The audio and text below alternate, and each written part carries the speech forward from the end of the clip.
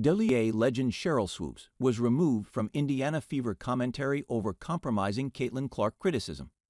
Claims Stephen A. Smith. WNBA legend Sheryl Swoopes was removed from calling the Indiana Fever's victory over the Dallas Wings on Sunday night, claims Stephen A. Smith.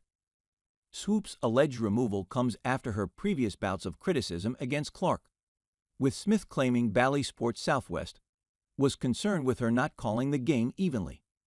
Calling the game for the network was Ron Thulin and Nancy Lieberman, who appeared on Smith's show this week after the Fever victory over the Wings. Lieberman confirmed Smith's theory for Swoopes' alleged removal, saying television network producers would not want obvious bias slipping into broadcasts. Smith has been a vocal Clark supporter dating back to her college career at Iowa, while Swoopes has been critical of the Indiana sensation, but also claims she does not dislike her of her game.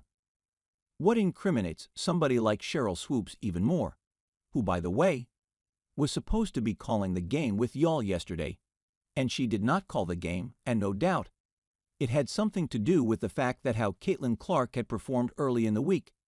She didn't want to talk about it at all, Smith started, referring to Clark's career-high 31-point performance against the Chicago Sky. So we recognize that, and we know on television the way that I do. I know what producers do. I know what bosses do when you see your personal feelings, whatever they may be, infiltrating the proceedings and compromising your position as a professional, Smith continued. 092-24. Read more. Sheryl Swoopes is a winner, she was great, and she's a phenomenal basketball mind, Smith added. So what she's not realizing is that, when she doesn't state the obvious, it's automatically going to be assumed that it's something personal, because we know you know the game of basketball too well to ignore the kind of things that she's ignoring when it comes to Caitlin Clark.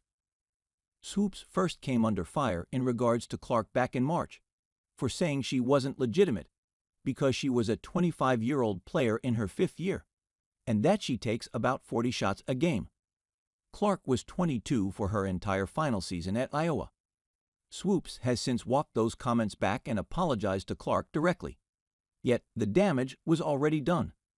The Texas Tech legend was also criticized for not listing Clark when she has talked about Indiana's best players in the past.